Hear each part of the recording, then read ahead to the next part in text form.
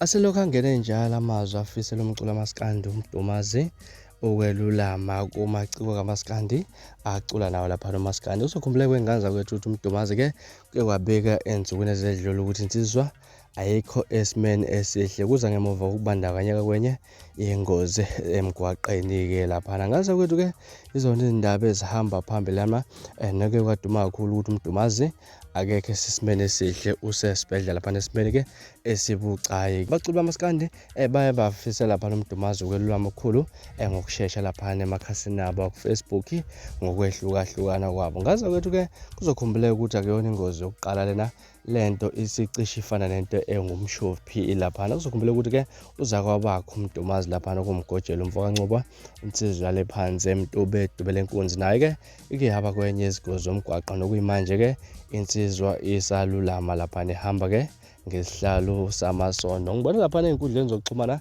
abantu basabalesa imbiko engelona iqiniso ukuthi uMdumazi akasekho emhlabeni, nabantu abaningi bazakalisa lapha ke ukudumala ngendaba bezithola lapho ukuthi ke uMdumazi akasekho emhlabeni. Sibe siqinisekiswe nganza kwethu kulezo indaba zingamampunge azilona iqiniso. uMdumazi uyaphila, uMdumazi udla anhlamvana kuphela nje akekho esimeni esihle lapha na kusesimeni esibucayi esibhedlela lapha. Sithi asikhuze ke mnganzo kwethu ke lo mkhuba ukuba osomathuba nokuthanda ukuthola ama-likes lapha na ku Facebook ke ngendlela enziwayo, ngendlela engekho kahle, kodwa nje siqinisekise ukuthi ke insizwa uMdumazi iyalulama esibhedlela ke, kodwa ke ayikho esimeni esikahle. Nathi siredio Inkezo enganza kwethu samfisela uMdumazi ukuthi alulame abuye egemini azoshaya umculo, azoshaya ingoma ezojabulisa abantu abaningi. Izona enganza ukuthi ihamba phambili lezi kwiRadio Inkezo. Ngicela ukuthi ukwenza ukuthi usubscribe